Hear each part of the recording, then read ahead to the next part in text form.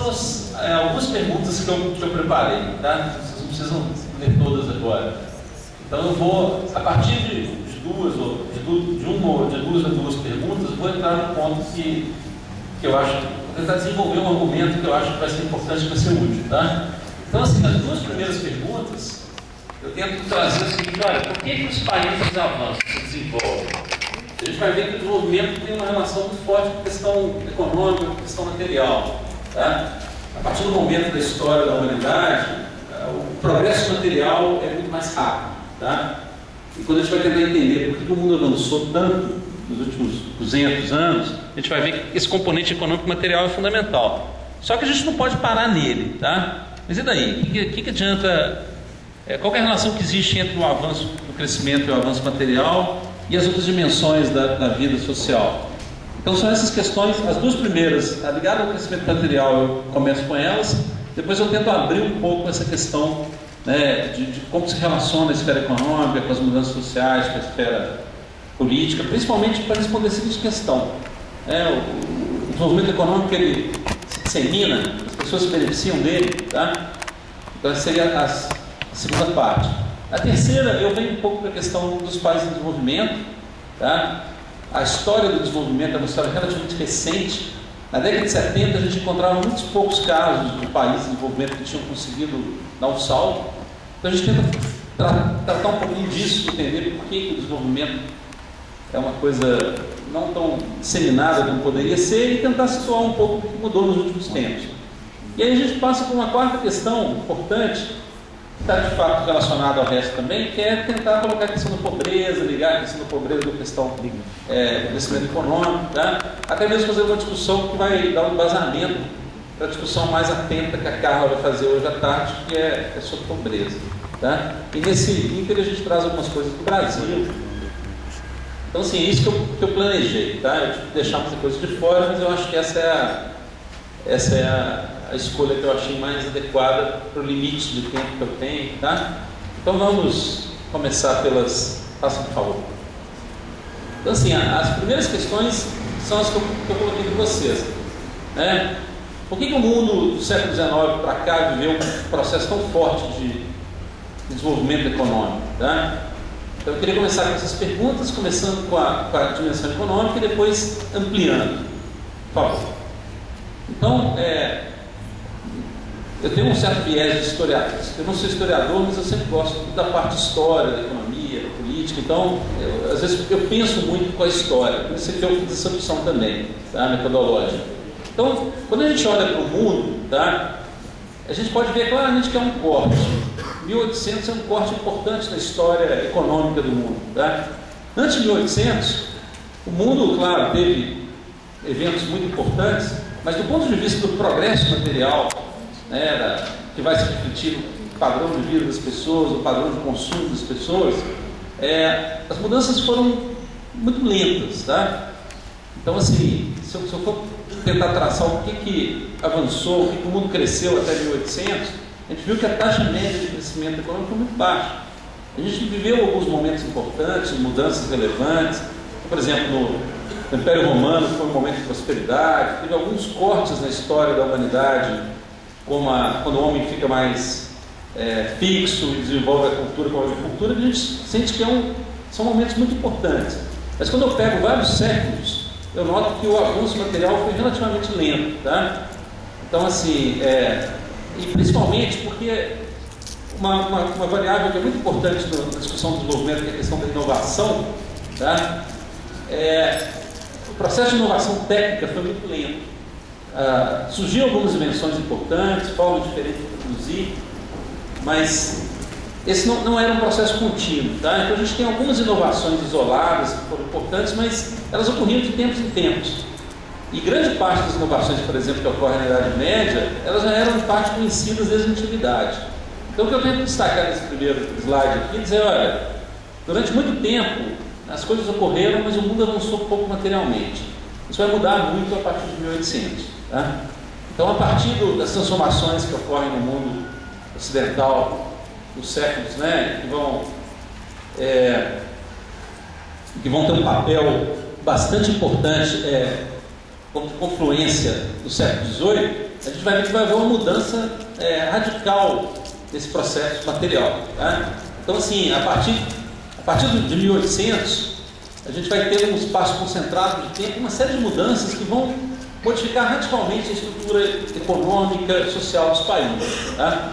Então, assim, se aquele processo, a renda vai crescer muito mais, e aquele processo de inovação, que era um processo eventual, vai passar a ser um processo mais sistemático. Tá? Então, a gente passa a ter aí uma organização diferente da economia, que vai, entre outras coisas, gerar uma revolução nas forças produtivas, como Marx se refere a isso. Tá? Então, é um processo onde a inovação técnica vai ser acoplada a todo o processo econômico e vai haver um processo sistemático de avanço de inovação. Tá? E aí a gente tem vários novos setores, novas formas de produzir. Em poucos anos, a face econômica do mundo é radicalmente modificada. O que está por trás disso? Né? Então, aqui eu faço só um corte, quando os economistas gostam muito de estatística, eu não vou usar delas, vou usar o mínimo possível, mas quando a gente olha os números, a gente vê que tem realmente uma mudança bastante forte, né? Como se o mundo avançasse muito lentamente até 1800 e depois esse processo passasse a se dar de uma forma muito mais intensa, né? O que está por trás dessas mudanças? O que muda? Por que 1800 é o corte? Tá? Porque, devido a uma série de modificações que vem ocorrendo na história do mundo ocidental em muitos séculos, a partir de 1800 a gente tem o advento de uma forma totalmente diferente de organizar a produção, de organizar a sociedade. Tá? Que alguns dizem que é o governo do capitalismo, está com todas as suas características e passa a ter um aspecto dominante na organização econômica e social. E junto com o capitalismo, né, uma forma de produzir para o mercado, de buscar o lucro, né, que tem seus problemas, nós vamos falar deles, mas que se mostrou com o tempo uma forma muito promissora de gerar riqueza. Tá? Então, essa nova forma de organizar a produção, ela se mostrou também graças à capacidade de, como eu falei antes, de mesclar as inovações técnicas, se mostrou um grande potencial para aumentar a capacidade de produção da sociedade. E junto com isso a renda, a riqueza, o padrão de vida das pessoas. Então, essas duas perguntas, né, que eu já comecei a falar delas, por que o século XVIII é um marco? Porque é o advento de uma forma diferente de produzir. A gente fala da Revolução Industrial, que está muito inserida nesse processo. Por que a Inglaterra é a pioneira? Tá? Eu faço essa pergunta mais no sentido de dizer, olha, para esse padrão funcionar, foi necessário uma série de pré-requisitos. E a Inglaterra foi o primeiro país que conseguiu combinar todos esses pré-requisitos. Por que essa pergunta é tão importante? Porque essa pergunta vai nos permitir depois perguntar, mas e os outros países? E os países de desenvolvimento? Por que esses países tiveram tantas dificuldades? Então, entender que a economia de mercado ela tem grande potencial de aumentar a riqueza, mas para ela fazer isso, uma série de pré-requisitos tem que ocorrer. Tá? A gente vai ver que a Inglaterra nos reuniu, alguns outros países também conseguiram rapidamente aproximar da Inglaterra, tá? Mas para outros países que estão na periferia do sistema, o processo foi muito mais difícil, mais lento, mais complicado. Por isso que a disciplina do desenvolvimento se tornou uma disciplina tão importante, porque não era uma questão trivial. Tá? Então, assim, a história da Inglaterra permitiu reunir todos esses aspectos. E aí não são só aspectos econômicos. Tá? O capitalismo é resultado de uma forma de direito ocidental que vem de Roma. Os avanços do Estado moderno foram fundamentais para que a economia se organizasse daquela forma. Tem toda uma mudança ética nos valores, que está muito ligado ao individualismo, ao protestantismo, que legitima uma ética, né, não só de trabalho, mas também que valoriza a acumulação de capital. Então, todas essas são transformações mais gerais, mas também transformações econômicas. A Inglaterra conseguiu fazer bem sua transição do feudalismo para o capitalismo, gerar uma agricultura vibrante, gerar mercado interno, ter uma ascensão marítima que permitiu o acesso a mercados. Então a Inglaterra conseguiu reunir uma série de pré-requisitos, e o resultado da combinação desses pré-requisitos no contexto histórico foi gerar uma forma bastante diferente de organizar a produção, né, que se mostrou, como eu falei, um processo muito dinâmico de geração de riqueza e de aumento das condições materiais. Tá? Então a Inglaterra foi a pioneira por causa de reunir todas essas características. Quando eu olho o século XIX, tá? Mas aí vem a seguinte questão: a Inglaterra é pioneira, mas rapidamente esse processo se dissemina. Tá? Nenhum país reunia todas as condições, mas uma vez que a Inglaterra começa, vários outros países que estavam próximos conseguiram, até mesmo devido à forma como a Inglaterra procurou organizar a economia mundial, esses países conseguiram ir atrás da Inglaterra e fazer adequações que permitissem reformas que deram a esses países também a possibilidade de se aproveitar dessa forma diferente de organizar a produção. Tá certo? Então no século XIX é uma grande disseminação dessa forma de produzir, e esses países começam a se beneficiar também, e o avanço material e o crescimento vai ser em grande parte compartilhado por esses países. Agora, que países são esses? São basicamente aqueles países que tinham aqueles pré-requisitos. Tá? Em grande parte são países da Europa. O desenvolvimento no século XIX é um fenômeno europeu. Tá? Existem duas exceções. Uma é os Estados Unidos, que apesar de estar fora da Europa, é um país de civilização europeia, que compartilhava grande parte das instituições, dos valores, das ideias da Inglaterra. Tá? Até mais, as pessoas costumam dizer que a Inglaterra fez o capitalismo, mas o capitalismo fez dos Estados Unidos. Os Estados Unidos é um país que já se moldou sem feudalismo. Tá? Então, uma exceção não é tão exceção assim. A outra exceção é o Japão. E aí, historicamente, a gente pode dizer por que o Japão conseguiu gerar instituições diferentes e ser tão diferente do resto do mundo. Tá? Mas aqui não é uma aula de história, a gente poderia falar disso, falaria com prazer, mas a nossa ideia é mais enfatizar que existiam pré-requisitos e esses pré-requisitos foram compartilhados para países que já tinham uma formação muito específica. Tá? Quando a gente olha para fora da Europa, a gente vai ver que o século XIX foi um século marcado por ampliação das desigualdades. Tá? Esses avanços que ocorreram na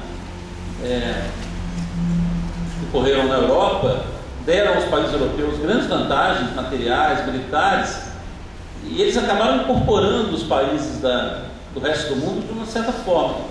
Em alguns casos, essa incorporação foi feita pela força, com o imperialismo. Em outros casos, a incorporação foi econômica, como aconteceu, por exemplo, com a América Latina, e onde o Brasil e outros países se inseriram como exportadores de produtos primários, de matérias-primas. Essa forma de inserção foi importante depois do percurso de avanço desses países, mas esses países ficaram na margem. E nenhum desses países teve uma possibilidade de se transformar tão plenamente. Então, o desenvolvimento, no que diz respeito a melhorar a capacidade material e outros seus desdobramentos, chegou de uma forma muito marginal a esses países. Tá? É nesse sentido que aí a gente constitui uma economia mundial, uma economia mundo, que esses países são inseridos, e aí, a partir dessa inserção, deve entender muitas coisas sobre a evolução desses países. Mas o ponto aqui, por enquanto, é dizer que esses países não conseguiram se beneficiar das possibilidades que estavam sendo colocadas por essa nova forma de organizar a produção. Pelo contrário, em casos, a situação deles até se agravou, principalmente os países de parte da Ásia e da África. Na América Latina houve uma melhora, mas uma melhora marginal. Então, aqui eu faço só uma ilustração. Essa aqui é a situação do Brasil. Tá? E o que nos interessa mais, talvez, como síntese, é a última coluna, que é o aumento do produto, da renda, pela população. Então a gente nota que o progresso material no Brasil foi muito lento. Tá? Aquela mudança que ocorre na Inglaterra, em 1800, nós só vamos vivenciar essa mudança em 1930. Em 1891, com a República Velha, as coisas já melhoraram um pouco por causa do café, mas foi um processo muito concentrado em São Paulo. Então a gente nota que desenvolvimento não é só aumento material, mas aumento material é importante. A gente nota que no caso brasileiro foi necessário muito tempo para a gente poder começar a usufruir dessas possibilidades. Tá? Mas só recentemente que a gente conseguiu combinar essa dimensão material com outras dimensões. Nós vamos chegar lá. Então, essa é a primeira parte, né? Entender por que acontece, tá? Não dá para entender o que acontece no mundo hoje, os avanços, sem entender essa particularidade, essa forma diferente de produzir. Aí a gente entra nas duas questões importantes porque com elas a gente traz a dimensão mais social, mais política, né? Mas e aí? Você falou que aumentou a produção, mas as pessoas se beneficiaram disso, né? Esse aumento da produção material, ele refletiu de alguma forma melhoria no padrão de vida, tá? Então essa é uma questão essencial. E antes de responder essa questão mais diretamente, eu vou mostrar para vocês algumas correlações. Esse primeiro slide mostra só o seguinte, ó, há grandes diferenças materiais entre os países, tá? Esse dado está um pouquinho desatualizado, deve ter uns 5, 6 anos para trás, e a metodologia usada, assim, o ponto aqui não é fazer comparações precisas, mas mostrar que entre os países mais ricos e os países mais pobres tem diferenças enormes de renda per capita, né? Da capacidade de produção distribuída pela população, tá? Então, o que explica essas diferenças? Essa é uma pergunta importante que os economistas tentam responder, tá? Por que alguns países são tão mais ricos do que outros? Isso vai estar ligado àquela trajetória, a possibilidade de organizar a produção, a possibilidade de estimular investimento, a possibilidade de ser mais produtivo, tá? Então, tem uma explicação econômica para isso, mas não é isso que nós vamos enfatizar. Eu queria mostrar aqui que a grande correlação, então não se assustem com os gráficos, os economistas gostam, eu sou meio economista só, mas esse gráfico mostra só que tem uma correlação entre renda per capita e mortalidade infantil, tá? Com todos esses gráficos vai correlacionar o grau de avanço econômico do país com alguma variável social, tá? Sem nenhuma tentativa de causalidade. Só nota que cada quadradinho desse é um país, tá? No eixo X é a renda per capita, no eixo Y é a mortalidade infantil. Então a gente nota pelo gráfico que quanto mais rico o país, menor tende a ser a mortalidade infantil, tá? Então há uma correlação entre a renda per capita. E a gente encontra também países com renda parecida, similar, mas que tem diferenças grandes de mortalidade infantil. Isso tudo mostra essas duas coisas. Primeiro, que tem uma correlação. Há uma tendência aos países mais ricos terem melhores indicadores sociais. Mas há também casos, né? Mas tem outras variáveis que contam. Então, quando eu pego dois países com a mesma renda e com mortalidade infantil tão diferente, aí são outros fatores que vão contar, como as prioridades políticas, a organização do sistema de saúde, né? A distribuição de renda, certo? Então, passa, por favor. Essa mesma correlação a gente encontra para a expectativa de vida, tá? E aí o raciocínio é muito parecido com o raciocínio anterior, tá? Com taxa de analfabetismo, tá? Acho que são essas três correlações que eu queria colocar só no sentido de ilustração mesmo. Então, assim, mas como é que se dá isso, né? Por que o país mais rico tem melhores indicadores sociais? Por que isso ocorreu? Então, assim, isso nos leva a tentar pensar um pouco como é que se dá a relação entre as esferas. Como é que a transformação econômica produz essas transformações sociais, tá? Então, eu aqui não estou defendendo nenhum economicismo, como já ocorreu na história. Eu estou defendendo que não, vamos enriquecer os países porque as dimensões sociais acompanham. Não é isso. É só mostrar que parece que essas coisas podem andar juntas, né? Principalmente se o avanço econômico for acompanhado por avanços em outras esferas. Como é que isso se deu historicamente? Então, na hora que a gente olha o século XIX, a gente olha o seguinte: inicialmente há um grande avanço material na produção, tá? Os impactos sociais são abruptos, inclusive no curto prazo as condições de vida pioram, porque as pessoas saem do seu meio, das suas aldeias, são jogadas lá nas cidades, no ritmo de produção, muitas horas de trabalho, condições insalubres, né? Então o impacto inicial da Revolução Industrial foi complicado, tá? Mas o fato é que, com o tempo, tá?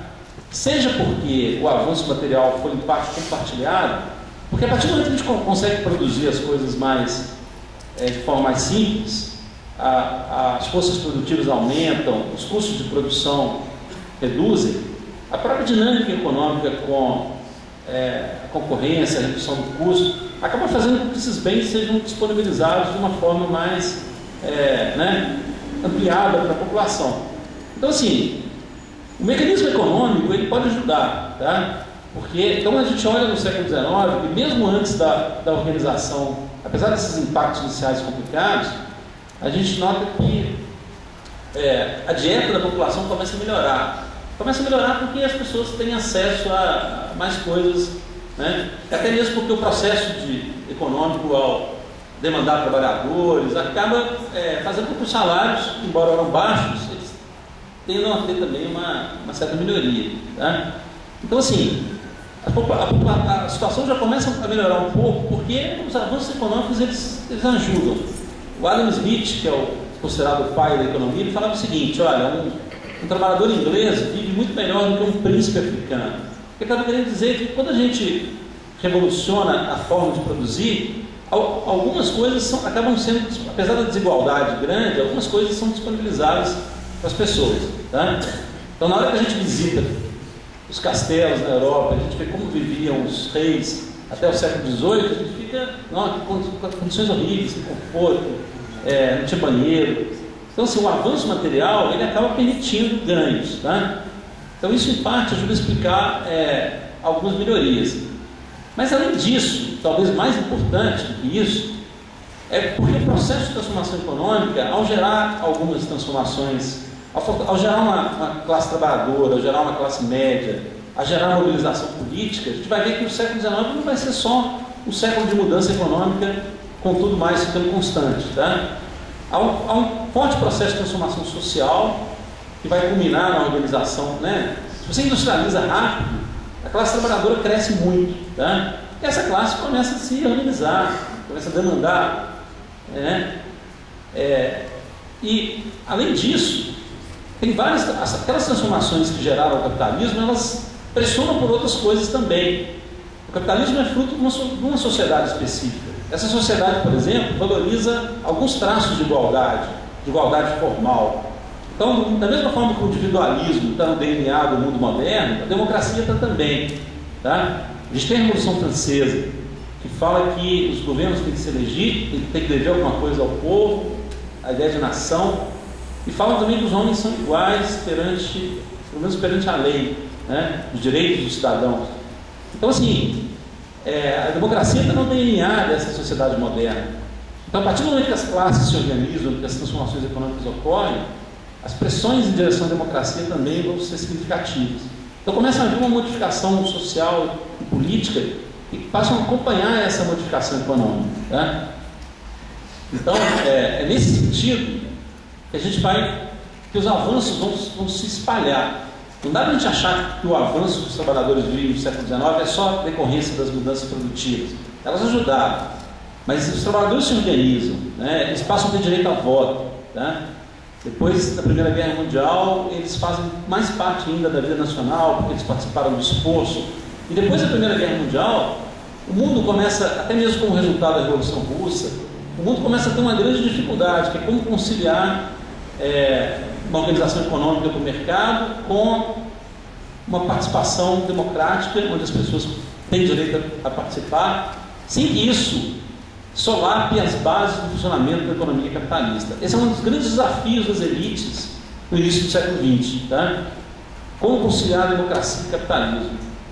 Como dar o direito de voto para os trabalhadores e evitar que eles votem contra os fundamentos daquela forma de organização da produção. Então, essa necessidade vai fazer com que as próprias elites procurem mecanismos para conciliar, né, para fazer com que o capitalismo possa ser bom, ou pelo menos satisfatório, para um número maior de pessoas, que vai levar aos grandes avanços no estado de bem-estar social a partir dos anos 30, mas principalmente a partir da Segunda Guerra Mundial. Então, o próprio processo de transformação, que é multidimensional, ele acaba pressionando por mudanças que vão acabar fazendo com que o próprio Estado, né, na tentativa de aumentar a legitimidade do sistema, de conseguir apoio político para a própria preservação do sistema, o próprio Estado vai ampliar muito a sua parte na política social, né, tentar garantir que, pelos serviços públicos, pela maior gasto de saúde, educação, previdência, políticas de transferência, né, que ele faça uma parte que ele ajude a amenizar as desigualdades que são tão características dessa nova forma de produção.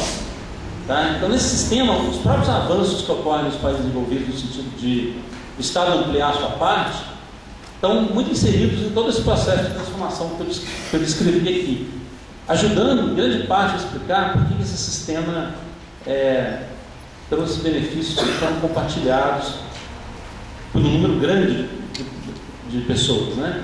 Então, a seguinte pergunta: o trabalhador no início do século XX, ou no pós-guerra, na Inglaterra, vive melhor do que um trabalhador no século XIX?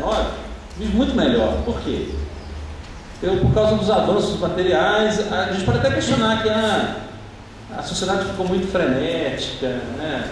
Dá até para tentar fazer uma discussão por esse lado, que eu não vou entrar, né? Algumas pessoas vão dizer que não, que o bom era o mundo, né? Então não dá para a gente discutir valores desse ponto de vista, né? Até dá, mas eu não posso entrar nisso. Mas do ponto de vista de condições materiais, de acesso a bens, de acesso a um padrão de vida, né, que vai refletir melhor saúde, mais anos de vida, inegavelmente a situação melhorou. Melhorou por quê? Por todo esse processo de transformação, incluindo a dimensão econômica, mas combinando com as mudanças sociais e políticas que acompanham o processo de transformação econômica. Tá? Então, o que eu fiz até agora foi tentar contar uma história que apresentasse o desenvolvimento, né, explicasse um pouco como é que se deu esse processo de desenvolvimento e, ao fazer isso, dialogasse com várias dimensões que são importantes para a gente entender por que houve esse avanço econômico e social dos países. Apesar de ser uma história, ela tem a pretensão de trazer os princípios, os pontos que influenciam e apresentar alguns fundamentos. O objetivo continua nas questões seguintes, né? Então, e os países em desenvolvimento, né? Por que foi tão diferente em relação a esses países? Por que esses países demoraram tanto para se beneficiar? Se a economia de mercado ela é um potencial, porque ela aumenta a capacidade de produção, aumenta, né, permite que as pessoas produzam mais, tenha mais abundância, pode ser absorvida pela população. Por que o desenvolvimento foi uma coisa tão desigual e tão restrita até pouco tempo atrás? É isso que a gente quer responder agora, né? Quem está atento ao meu argumento, desculpa ter sentado, eu estou meio, eu acho que falar em pé, gesticular, mas estou meio um pouco tonto. Essa semana eu tive não é nada demais, mas eu sentei um pouco por causa disso, tá? Para ficar mais tranquilo para mim. Mas quem está acompanhando o meu argumento já tem uma pista na direção que eu vou, né? Se eu comecei a falar de pré-requisitos e falei que no século XIX esses pré-requisitos estavam muito concentrados em alguns países, né? A minha resposta a essa questão vai ser por aí. Para se beneficiar das possibilidades abertas pela economia de mercado, os países tiveram que desenvolver uma série de pré-requisitos, tá? E esses pré-requisitos foram muito mais difíceis de serem absorvidos pelos países que a gente chamou de desenvolvimento, e que hoje a gente chama de países emergentes, mas tem também os países de desenvolvimento, tá? Então, aqui eu só enfatizo, isso aqui é um flash do mundo na década de 90, que mostra quão mais escuro, mais rico, tá? E a gente nota que tem claramente uma divisão geográfica do mundo, né? Alguns autores enfatizam que a geografia é importante para explicar as diferenças. Os países de clima temperado têm vantagens, isso é inegável, mas é claro que isso aqui também talvez muito mais um retrato do processo histórico, né? Não é só a questão climática, tá? Principalmente o processo histórico. E isso aqui é uma foto do mundo à noite. E a gente nota claramente que, de novo, a questão geográfica. Pouca parte do hemisfério sul, né? Quanto mais iluminado, mais os lugares estão avançados. Essa é a ideia, né? A gente nota que o hemisfério sul ele é relativamente muito menos desenvolvido. Tá? Isso aqui é uma comparação extrema que mostra como é que os países eram em 1820 e 1990. A gente vê claramente que a parte mais atrasada do mundo mudou muito pouco. Né? As diferenças não aumentaram muito. Por que essas diferenças aumentaram? Porque um país começou alguns países organizaram a produção de forma tão diferente, estão mais dinâmica, e outras regiões praticamente não mudaram. Né? Então você pergunta, por que a África é tão pobre? Eu poderia responder essa pergunta, olha, de todos aqueles pré-requisitos que eu coloquei lá para a Inglaterra, desenvolver um Estado que dê estabilidade para a produção, avanço da agricultura, né? A própria questão de produzir uma manufatura, organizar melhor as empresas, todos os determinantes, tanto econômicos, quanto culturais, quanto políticos, a África quase não avançou. Até hoje a África tem fortes problemas éticos, tem fortes problemas. Não tem um Estado nacional capaz de garantir ordem no território para estimular a economia. Tá? E além disso, a África é muito atrasada produtivamente, a renda per capita é baixa demais para até mesmo colocar em funcionamento o processo de mudança. Tá? Então, na hora que a gente... o caso da África é o caso mais extremo. Na hora que a gente coloca os países em desenvolvimento na discussão, e essa discussão foi muito forte no imediato pós-guerra, quando os países estavam muito preocupados em pensar políticas para estimular os países em desenvolvimento. Tá?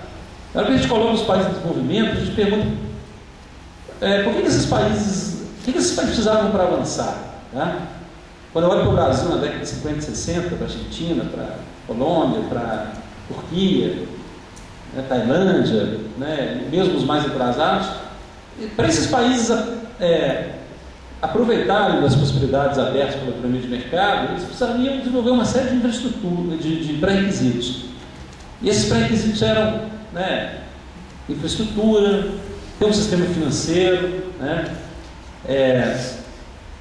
gerar capacidade empresarial, ter uma certa capacidade educacional que permitisse competir com os países mais desenvolvidos. Então, os economistas cunharam uma expressão chamada falhas de mercado, que é uma expressão que no meu texto eu falo, é quase tautológica. A economia de mercado ela ajuda, ela é uma máquina de gerar riqueza, mas para ela funcionar ela tem que ter uma série de pré-requisitos. Esses pré-requisitos foram gerados na Europa durante anos, séculos. Nos países de desenvolvimento, eles tiveram que ser, né, nós não tínhamos esses pré-requisitos. Então, para tentar fazer com que esses países se beneficiassem de uma produção voltada para o mercado, teria que tentar gerar esses fatores. Então, todas as missões internacionais que vieram à América Latina na década de 50 enfatizaram, olha, esses países têm que investir em saúde, em energia, em transportes, tem que gerar um sistema financeiro que financia as empresas. Né? Não tem empresários, então, em muitos casos, as empresas estatais foram criadas. Então, a ideia era, né, que, gerando esses pré-requisitos, esses países poderiam, de alguma forma, se enquadrar na economia de mercado, começar a se beneficiar das potencialidades. Né? E aí uma pergunta surgiu muito forte nesse momento, mas será que esses países não estão com suas possibilidades de desenvolvimento comprometidas pelo fato, pela posição que eles ocupam no sistema mundial? Tá? Será que o fato de haver países desenvolvidos não condiciona e não põe dificuldade muito grande para esses países poderem se beneficiar? Foi aí que surgiu muito forte as teorias da dependência, a CEPAL, que foi um órgão importante que pensou no desenvolvimento da América Latina. Tá? Então essa é uma pergunta relevante. Tá? E aí tem várias teorias que mostram que as coisas ficam mais complicadas. Uma coisa foram os países desenvolvidos do século XIX, cuja distância da Inglaterra é muito pequena. Uma outra coisa era a organização dos países de desenvolvimento pós-guerra, que estavam inseridos como produtores e exportadores de produtos primários, cuja sua estrutura política de classes sociais, os grupos que eram influentes, estavam muito determinados por essa estrutura econômica exportadora. Então, quais eram os grupos fortes, por exemplo, no Brasil? Eram os cafeicultores. Então, a dependência que eles vão falar aqui não é só econômica, não é só porque falta tecnologia, porque falta industrialização, porque falta pré-requisitos. A própria estrutura econômica, política e social está determinada pela forma como esses países se desenvolveram. E isso dificulta porque as escolhas políticas que vão ser feitas para promover o desenvolvimento vão ser influenciadas por esses interesses políticos. E é fácil a gente falar isso de forma mais simples, né? É só pensar latifundiários, coronéis, como essa estrutura política brasileira, até pouco tempo atrás, e até hoje, de certa forma, dificulta a adoção de políticas mais sistemáticas que possam suprir as dificuldades, as lacunas, mas também gerar, inclusive do ponto social, condições para que o desenvolvimento possa ocorrer de uma forma mais substantiva e equilibrada. Tá? Então, o que esses países fizeram? Né? Esses países, aí surgiu uma grande... mas esses países são atrasados. Eles são atrasados em uma série de dimensões. Eles são atrasados economicamente, porque as forças produtivas estão um pouco avançadas. Eles são atrasados politicamente, porque alguns grupos controlam o poder e não querem mudanças. Eles não têm um Estado com capacidade de fazer o que os Estados fazem nos países envolvidos. Os Estados não são weberianos, de ter uma burocracia capaz, que age de acordo com o mérito e que busca as melhores decisões para funcionar melhor, para o interesse nacional. Muitas vezes a burocracia ela é clientelística, ela funciona para atender os interesses dos grupos políticos dominantes, né? Então, como fazer esse processo de transformação? Tá? Então, assim, essa é a questão. Se o desenvolvimento é uma questão multidimensional, quando a gente estuda o que ocorreu nos países envolvidos, a gente vê que várias transformações foram necessárias, mas como é que eu ponho essa transformação em curso? Tá? E isso não é uma questão trivial. E essa é a questão que os analistas, os teóricos do desenvolvimento estavam pensando na década de 50. Tá? E a escolha de muitos países foi tentar, vamos colocar um processo econômico em curso. Porque se eu industrializo, eu gero emprego, eu gero mais renda, o Estado tem mais recursos para atuar em outras áreas. Tá? E se é uma transformação econômica, eu vou gerar também, eu posso estimular também transformações em outras esferas. Se é uma transformação econômica, eu vou gerar, como eu falei antes, uma classe trabalhadora, né? As instituições podem se modernizar. Então a aposta foi feita. A gente viu que essa aposta tem um certo economicismo por trás. Toda a discussão do desenvolvimento até 40 anos atrás, ele era muito economicista. Achava-se que primeiro você tinha que mexer na economia, gerar crescimento, gerar renda, gerar emprego. Né?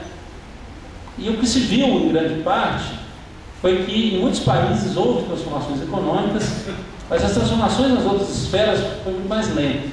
Né? Foram muito mais lentas do que se esperava. Tá?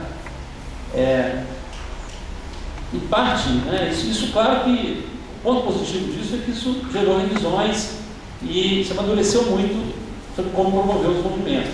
Já na década de 60 e 70, os próprios teóricos da América Latina destacavam que era fundamental fazer mudanças sociais muito profundas, fazer uma reforma agrária, né? E não foi feito por causa das dificuldades políticas. Mas o fato é que esse economicismo foi também um resultado das perplexidades. Não se sabia exatamente como colocar o processo de mudança em funcionamento. Tá?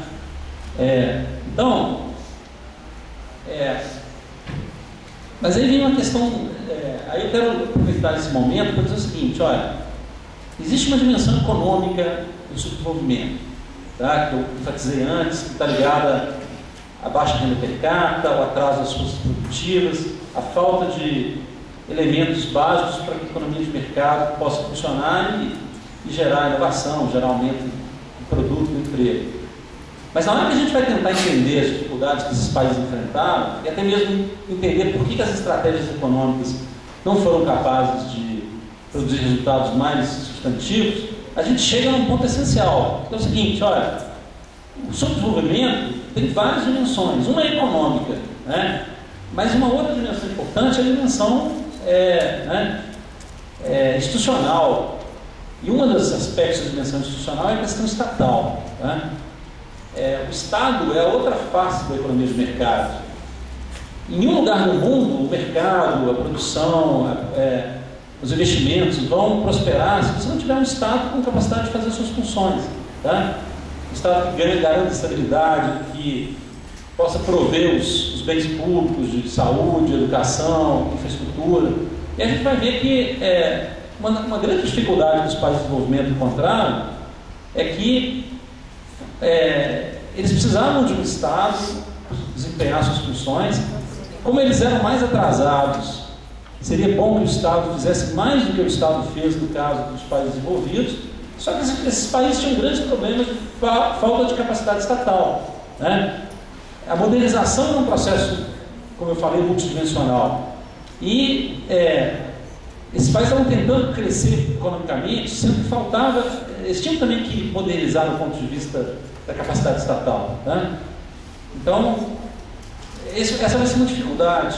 Como gerar uma economia de mercado vibrante se você tem um Estado clientelista, que é incapaz de desempenhar bem as suas funções, né? Então, essa foi uma grande dificuldade que esses países enfrentaram. Quando o Brasil foi um país que avançou até bastante, mas um país que conseguiu, graças ao varguismo, as mudanças que surgem com Vargas, produzir um processo importante de modernização do Estado, pelo menos em alguma parte do Estado. Os países que tiveram mais sucesso no desenvolvimento no século XX, que foram os países asiáticos, tiveram como uma característica fundamental a modernização do Estado, né? Então, o atraso estatal foi uma característica importante para a gente entender por que foi tão difícil para esses países. Um outro aspecto dessa questão institucional então vocês estão vendo que agora eu estou tentando misturar, combinar a questão econômica com a questão institucional, tá? Um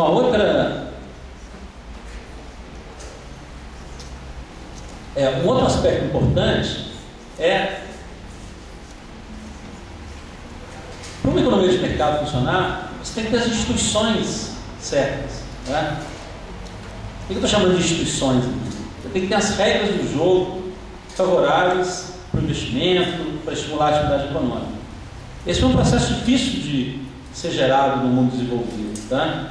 Durante muito tempo, monarquias muito fortes, muito intervencionistas, impediam que um contexto de estabilidade fosse produzido favorável ao desenvolvimento dessa forma diferente de organizar a produção que eu caracterizei para vocês, tá?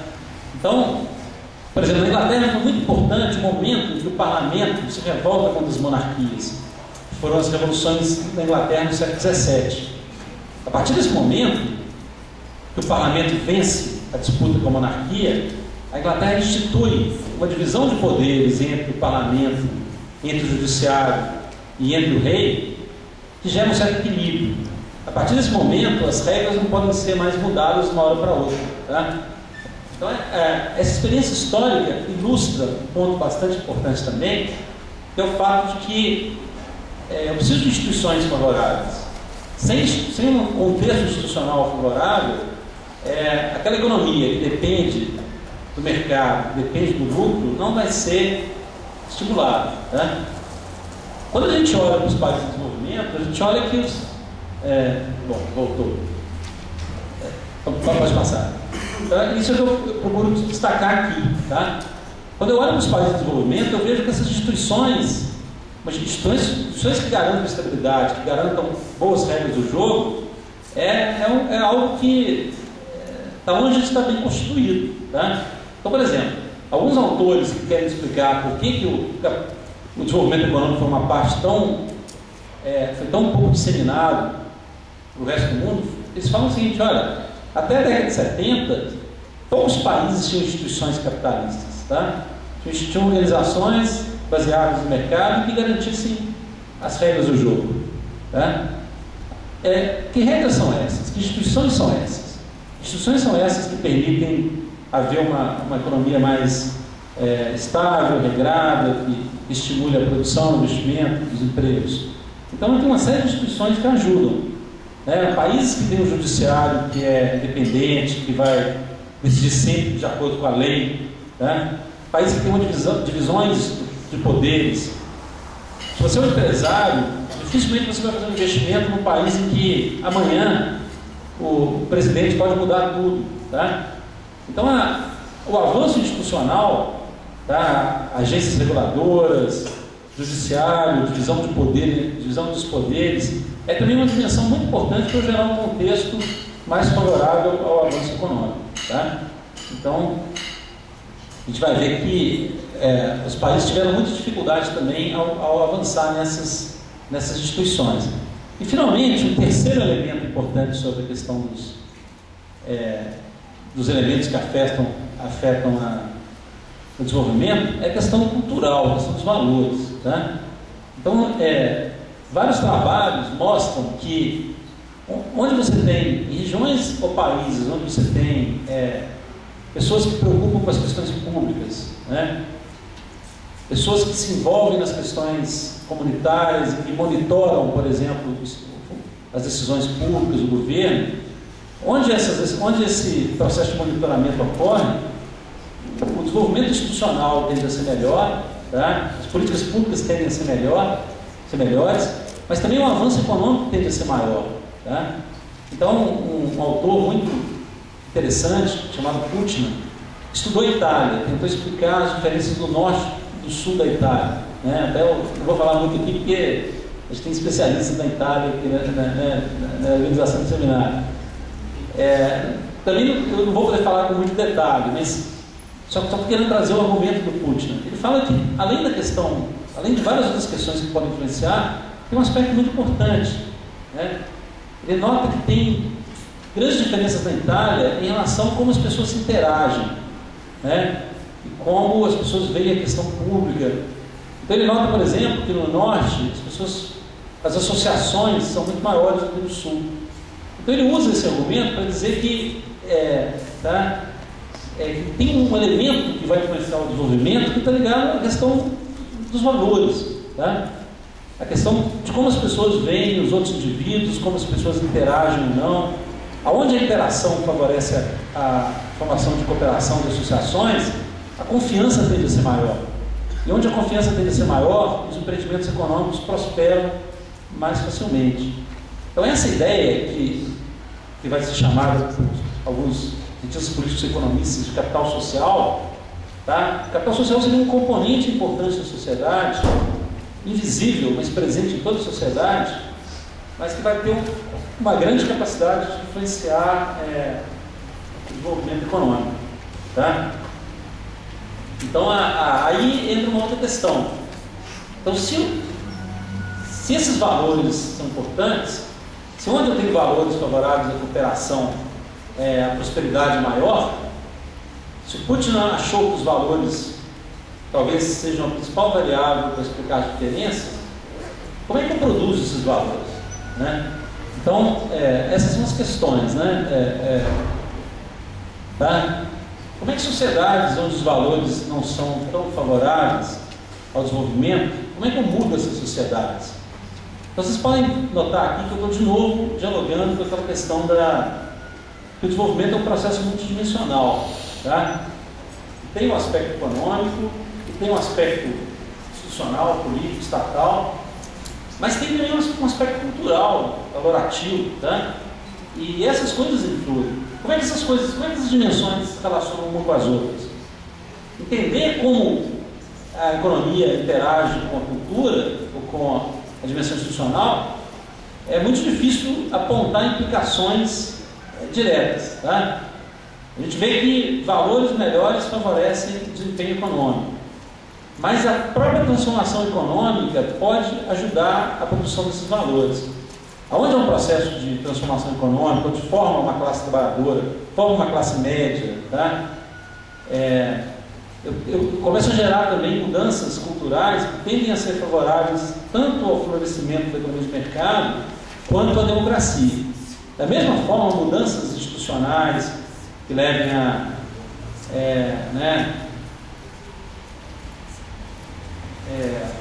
diferentes formas de organização do poder, fiscalização, divisão dos poderes, tudo isso também acaba gerando mudanças na organização da sociedade que vão também, de alguma forma, esses valores e parte das transformações econômicas também se deem.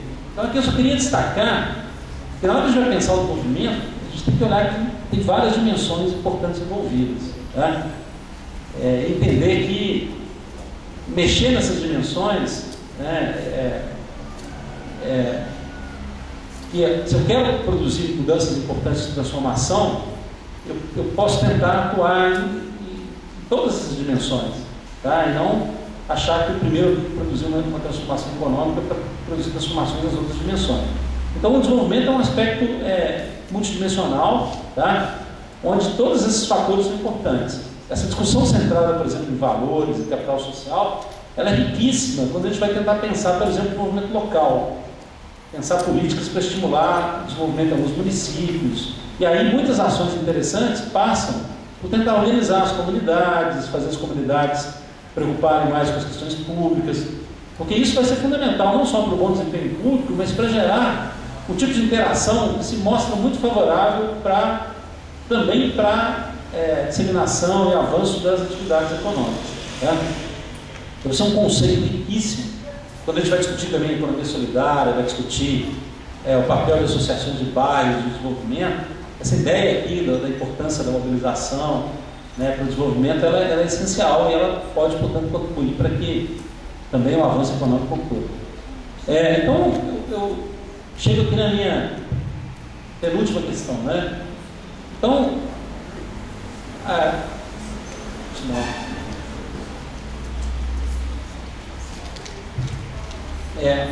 uma vez apresentado o processo de desenvolvimento como uma questão que tem várias dimensões, e a partir do processo histórico e da comparação dos desenvolvidos e do desenvolvimento, a gente trouxe alguns fundamentos desse processo, alguns aspectos que influenciam, né?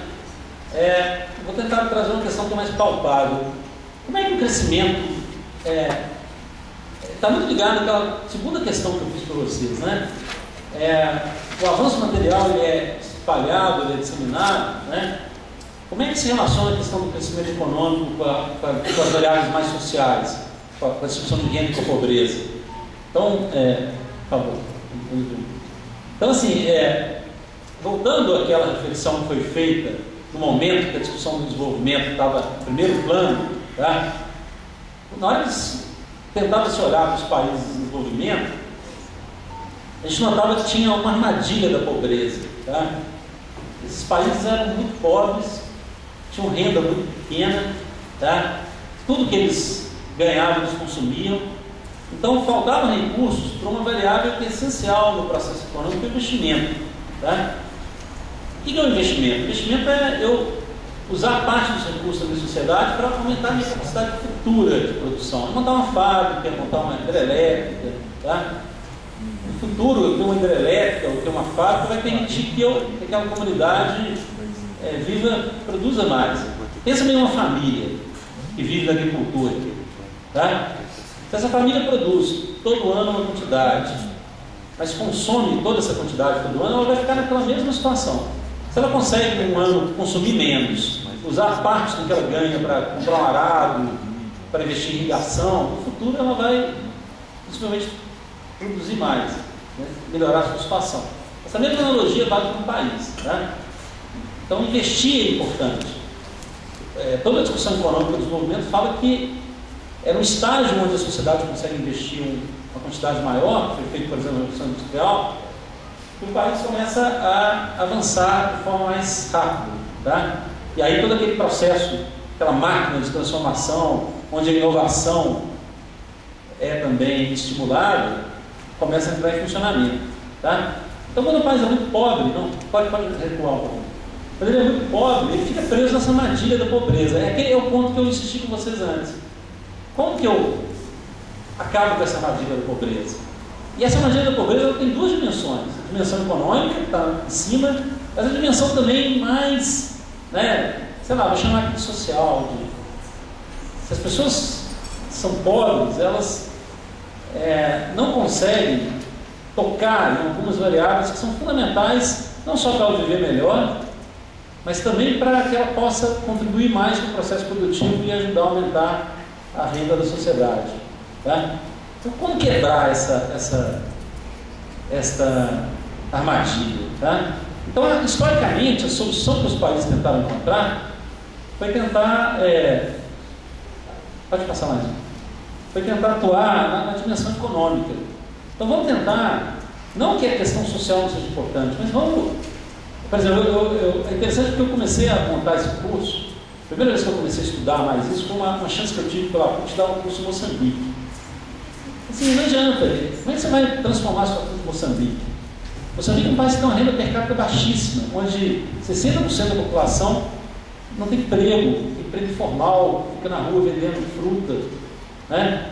Então, assim, tem uma dimensão econômica essencial. Se eu não modernizar a relação produtiva em Moçambique, vai ser muito difícil eu fazer outras políticas, né? Então foi um pouco isso que as pessoas pensaram ali na década de 50 e 60. Vamos vencer aquela armadilha tentando aumentar o investimento pelo papel do Estado ou pelo investimento externo. Assim eu teria mais renda, teria mais emprego, poderia investir parte dessa renda, teria mais recursos para atuar também, para aplicar nas outras áreas. Então essa foi uma escolha. Foi uma escolha, né, que acho que se justificava. Claro que o ideal teria sido fazer tudo junto, né? Mas eles acabaram privilegiando, talvez demais, mas privilegiando essa dimensão, né? Então, por exemplo, países como o Brasil cresceram muito. Isso não foi em vão. Na hora que eu olho hoje a capacidade do Brasil de fazer uma política social inclusiva, que é fundamental para os nossos bons resultados sociais, a gente só consegue fazer isso porque hoje a gente é um país muito mais rico do que a gente era há 40, 50 anos atrás. Moçambique não consegue fazer uma política social, é impossível, não tem dinheiro, não tem recurso, tá? Então, assim, a dimensão econômica ela é essencial. Mas é claro que o que aconteceu naquela época foi um economicismo talvez exagerado. E o que ocorreu foi taxas de crescimento muito altas durante muito tempo, que melhoraram a situação das pessoas em geral, mas foi incapaz de incorporar um grupo muito grande de pessoas. Então, países como o Brasil e outros países de desenvolvimento cresceram muito, multiplicaram várias vezes o seu produto, mas terminaram a década de 70 com 30%, 40% da sua população em condições de muita pobreza, tá? Então esses resultados falhos no processo de desenvolvimento levaram a uma revisão muito importante no debate, tá? A economia era importante, mas eu tinha que incorporar mais decisivamente outras variáveis. No debate específico sobre a pobreza, tá? E aquela ideia da armadilha da pobreza que eu falei inicialmente, um autor muito importante, que a Carla, hoje à tarde, vai falar com vocês e vai possivelmente falar mais que eu, e muitos de vocês já conhecem, é o Amartya Sen. É um economista que conhece todas as discussões dos economistas, ganhou um prêmio Nobel, e usando todo o rigor da economia, porque muitas vezes você botar um outsider, alguém de fora no debate, é mais difícil de convencer o grupo. A grande mérito do Amartya Sen foi mostrar a relevância de uma série de outras variáveis e de um tratamento diferenciado dentro dos discursos dos economistas, né? Eu vou ter que ser muito breve no Amartya Sen, mas o ponto central dele era mostrar com rigor que o crescimento econômico e a renda são variáveis importantes. Mas se eu quero explicar a pobreza, eu tenho que descer mais. Eu tenho que chegar no que nós chamamos de capacidades, tá? É importante ver as escolhas dos indivíduos, a capacidade dos indivíduos de tornar-se de fazer escolhas. Se os indivíduos não tiverem essa capacidade de fazer escolha, o crescimento econômico vai passar na porta dessas pessoas e não vai incorporá-los, como teria ocorrido em países que cresceram, mas não reduziram a pobreza, tá?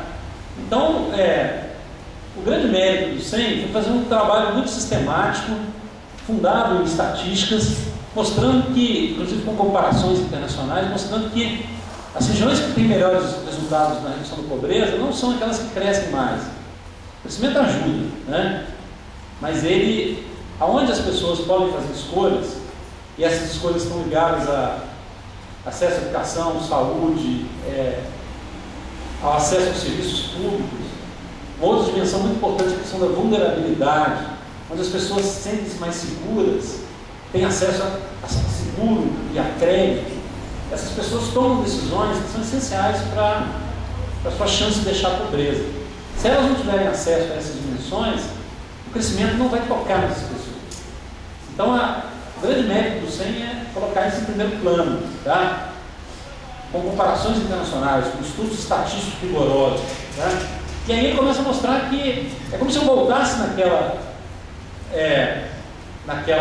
slide que eu coloquei na armadilha da pobreza, e começamos a trabalhar a armadilha da pobreza pelo outro lado, tentar atuar nos indivíduos, né? Sem que eu tenha que crescer a renda antes, ou fazer as duas coisas juntas, que é o mais importante, seria o mais recomendado. Então o discurso do Sen foi essencial, tá? E ele foi tão importante porque ele permitiu que não só os sociólogos, né, não só os cientistas políticos preocupados com pobreza, mas também a comunidade econômica internacional incorporasse na agenda uma agenda de combate à pobreza e procurasse combinar a economia com as outras dimensões, né? Então, por exemplo, você mostra que a mulher tem um papel importante, né? Faz também trabalhos estatísticos importantes, dizendo que o papel que a mulher tem no lar é extremamente importante, porque ele afeta a mortalidade infantil, ela afeta a natalidade, ela afeta a chance da criança estar na escola. Então, assim, isso, no senso comum, isso faz todo sentido, mas o Sen fez isso rigorosamente, estatisticamente, uma linguagem que o Banco Mundial entende. Então, ele foi muito importante para mostrar que, olha, se eu quero tratar a pobreza, eu preciso de um enfoque interdimensional, tá? E isso foi importantíssimo, porque isso levou a uma agenda, que é uma agenda global de desenvolvimento e combate à pobreza, que é a agenda do milênio, que são as metas do milênio. Tá? Uma série de metas, vocês conhecem, eu deveria ter trazido elas com detalhes aqui, eu falei nesse ponto, mas a ideia da meta do milênio é ter uma meta econômica ligada à pobreza, redução da pobreza material, ao número de pessoas que ganham menos de $1 por dia, mas tem também uma meta de frequência escola, de reduzir a mortalidade infantil, de reduzir as diferenças de gênero, né? Porque tudo isso é importante se eu quero ter bons resultados na luta contra a pobreza, né? Então, desde então, hoje, eu tenho certeza que a Carla vai falar muito, vai falar dessa dimensão intangível da pobreza, que ela é essencial, né? E ela é essencial e, se ela for combinada com a dimensão econômica, ela tende a trazer resultados muito bons, porque a economia ela tem um potencial, tá? É claro que você tem que criticar os economistas quando eles são economicistas e falam que só a economia importa, mas dizer que a economia, o avanço econômico, o tipo de sociedade que a gente tem hoje não é importante, é deixar de fora uma variável essencial, tá? Então, isso vai ser muito bem ilustrado por essa minha última pergunta, tá? Por que nós estamos avançando tanto hoje? Então, antes de falar da dimensão social, que é essencial, eu queria só trazer um conceito que os economistas usam, que tem tudo a ver com essa discussão que a gente está fazendo, principalmente com essa parte final da discussão, tá?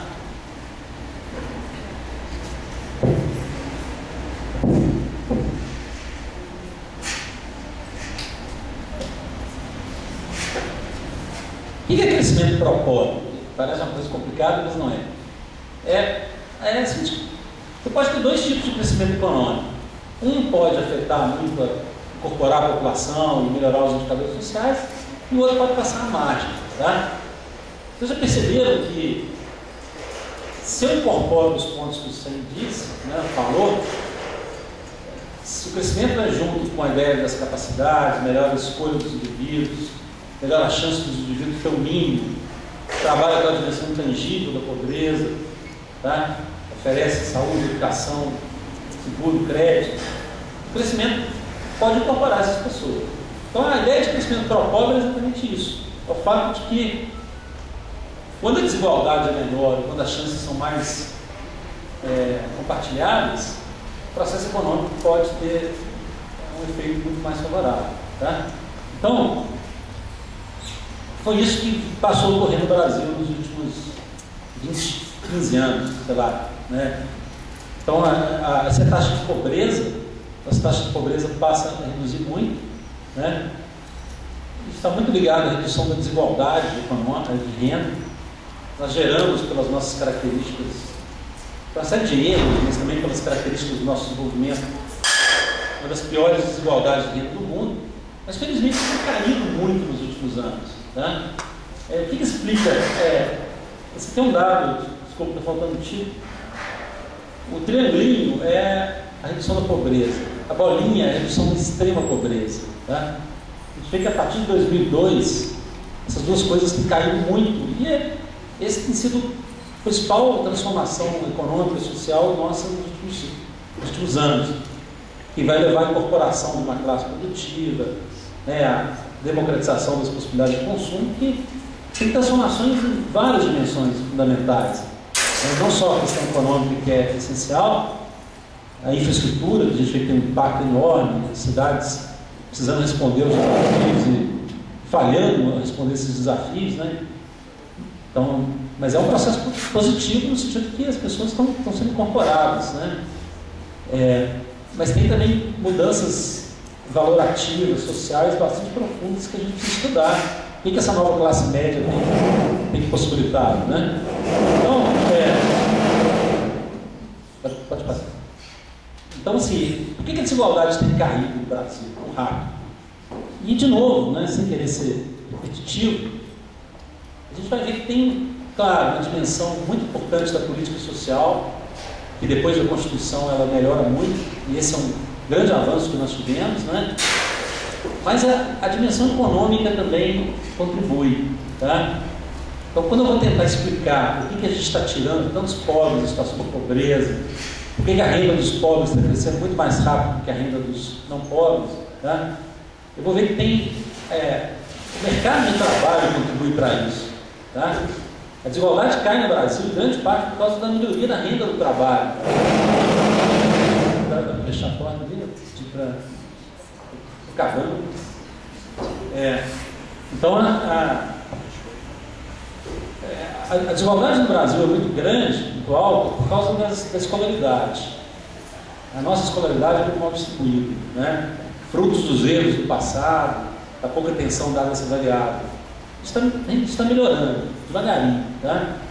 Claro que todo mundo aqui sabe que essa é uma das grandes prioridades. Mas, nos últimos anos, tanto os anos médios de estudo têm aumentado, quanto a sensibilidade da renda à escolaridade tem caído. Isso é muito importante. As desigualdades que tem no Brasil entre pessoas com muita escolaridade e baixa são altíssimas, tá? E essa é uma das causas da nossa desigualdade de renda muito alta. Eu sempre gosto de dar esse exemplo quando eu falo desse assunto. Eu me doutorei na Inglaterra. Quando eu estava terminando a minha tese, eu precisei achar alguém para rever a tese. Eu escrevi em inglês, mas não é minha primeira língua. E aí eu contratei alguém muito qualificado que cobrou 8 libras por hora. Tá? Não era barato, mas... E nessa mesma época, nesse último ano, eu pude me dar o luxo de contratar alguém uma vez por semana para dar uma ordem na minha casa, lá, limpar, passar uma roupa. E eu pagava 5 libras por hora. Então a diferença entre uma mão de obra muito qualificada e uma mão de obra que era imigrante, que não era nada, pouco qualificada, não era nem o dobro. Tá? Então no Brasil, essa diferença era muitas vezes mais. E felizmente isso está diminuindo. Isso é um resultado da política de salário mínimo, que é muito favorável, mas também do mau acesso à escolaridade e o fato das diferenças de renda entre graus de escolaridade estão caindo. Tá? Mas também a nossa melhoria recente, é claro, é a melhoria da área social, da política social. E aí a gente tem um marco na nossa história que é essencial. Acho que nós temos 2 grandes marcos na década do século XX. Um é 1930, que é a nossa revolução burguesa, posso dizer, entre aspas, que é o nosso processo de modernização promovido pelo Estado, tá? Que é o que rompeu com o nosso atraso e começou a pôr o Brasil no trilho do desenvolvimento, com todas as dificuldades que a gente viu, mas começou a mudar um país que era muito pior, mais atrasado. Começou a mudar na dimensão institucional, na dimensão econômica, na dimensão social, infelizmente avançou muito mais lentamente. Então, a década de 30 foi essencial, o varguismo. O outro marco foi 88, tá? Onde a gente teve um processo de reformulação das nossas relações entre Estado e sociedade. Tá? Por que ocorreu isso? Então, de novo, a questão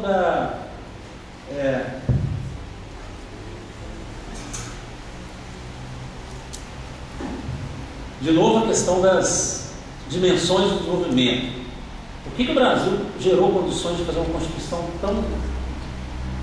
positiva do ponto de vista social. Porque a nossa sociedade, na década de 80, era muito diferente da sociedade da década de 50. Porque a classe média era mais forte, existia uma classe industrial que se mobilizou nos sindicatos, com um novo partido político, né?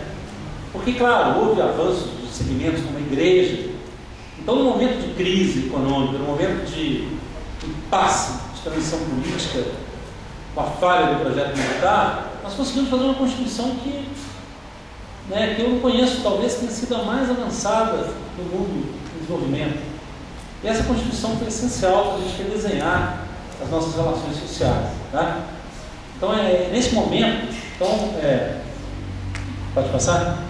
Então, a gente tem aí, a partir da Constituição, avanços muito amplos na área social, na saúde, na educação. Né? Na educação está só começando, mas já tem muito mais recursos sendo gastos. A gente tem um grande avanço na política de transferência de renda, né? Tanto o BPC quanto a Previdência Rural foram essenciais para a gente gerar aquelas melhorias na redução da pobreza e da igualdade.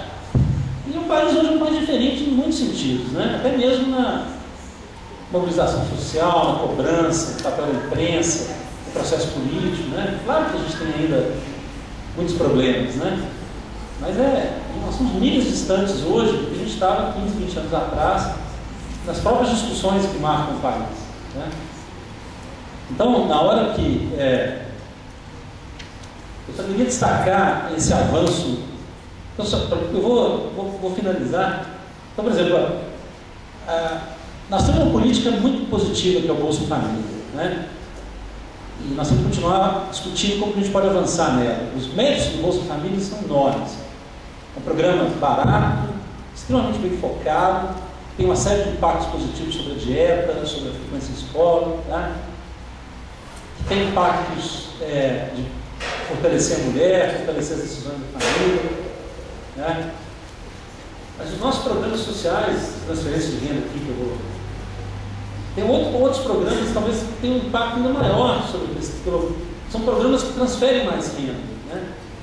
Então, o avanço que teve o BPC, o avanço que teve na Previdência Rural, foram também essenciais para a gente ter hoje, né, incorporar as pessoas no processo produtivo. Né? Então, eu queria dizer, o momento que nós estamos vivendo hoje, né, o que aconteceu no Brasil na década de 90? Os nossos indicadores sociais foram ruins. A pobreza ela caiu no plano real, para estabilização, depois ela parou de cair. Mas a nossa política social já tinha melhorado na década de 90. É claro que ela vai melhorar mais a partir dos anos 2000. Né? Vai acelerar a melhoria. Né? Mas o que acontece nos anos 90 é que os resultados positivos da política social são compensados negativamente pelo péssimo resultado do mercado de trabalho. Nós fomos muito mal, o desemprego cresceu muito, as desigualdades do mercado de trabalho cresceram. O que a gente tem a partir da década de 2000 é a confluência das duas coisas. O mercado de trabalho gera emprego, incorpora as pessoas, isso tem sido essencial. Aquilo que eu falei, né? Tenta contratar um diarista, né? É difícil. Os salários estão crescendo por causa do mercado. O que está acontecendo no Brasil hoje mostra o potencial que a economia tem. Uma economia que se melhorou, que ficou mais organizada, que conseguiu estabilizar, que gerou um pouco daquelas instituições necessárias ao funcionamento da economia de mercado. Tem um Estado muito mais avançado e capaz de fazer sua parte, também na área econômica e na área de garantir as regras do jogo, além da área social. Então, esse país que a gente tem hoje, os bons resultados são resultados de um processo que é multidimensional, como eu tenho insistido desde o início da apresentação. Tá?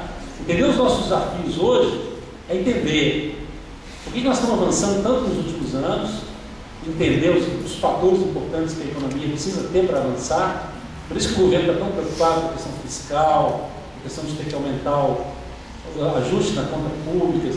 Tem vários países do mundo hoje em crise por causa dessas variáveis, então isso é importante. Né? Mas o processo passa também pela área social.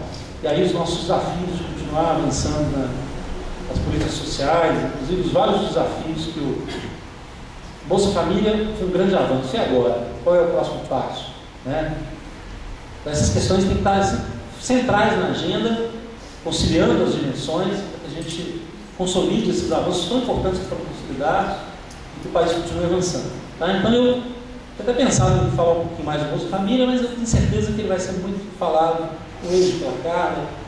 Então acho que a gente pode parar aqui, se vocês tiverem aí alguma pergunta que vai nessa direção, a gente pode falar sobre isso também, tá bom? Obrigado pela paciência. Tá?